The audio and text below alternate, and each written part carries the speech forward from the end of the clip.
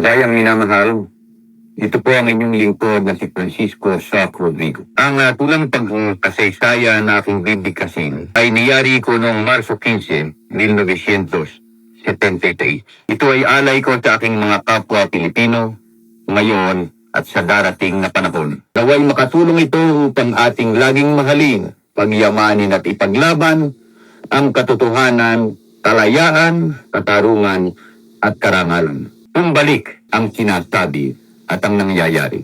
Pangbungad na salita. Dinala ko sanang saglit manahimik at pangsamantalang di muna umimik. Iligpit sandali ang aking panitik na halos pudpud na sa matinding gamit. Inisip kong sundin ang payo at hiling ng ilang may tanging pagtingin sa akin. Huwag puro namang lubhang sagupain ang lakas ng bagyo sa gitna ng dilim. Datapwat hindi ko sukat matanggihan ang atas ng aking budhing makabayan na ako'y mag-alay ng kaliwanagan sa sawi kong bayang nasa kadiliman.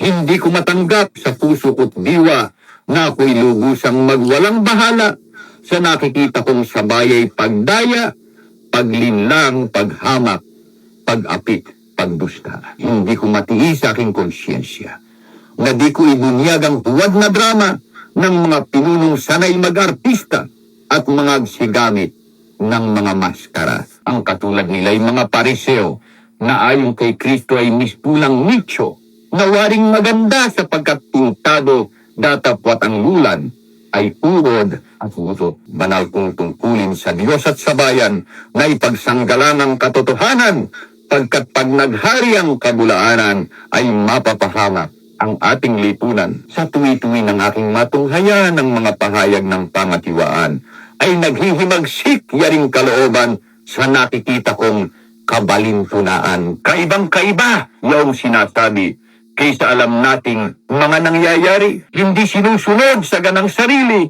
ang iminamando sa bayan Tamapi. Na itong ilang mga halimbawa ng mga talitang kakontra ng gawa, mga patakarang dalawang mukha, isa'y pang sarili at isa'y pang madla.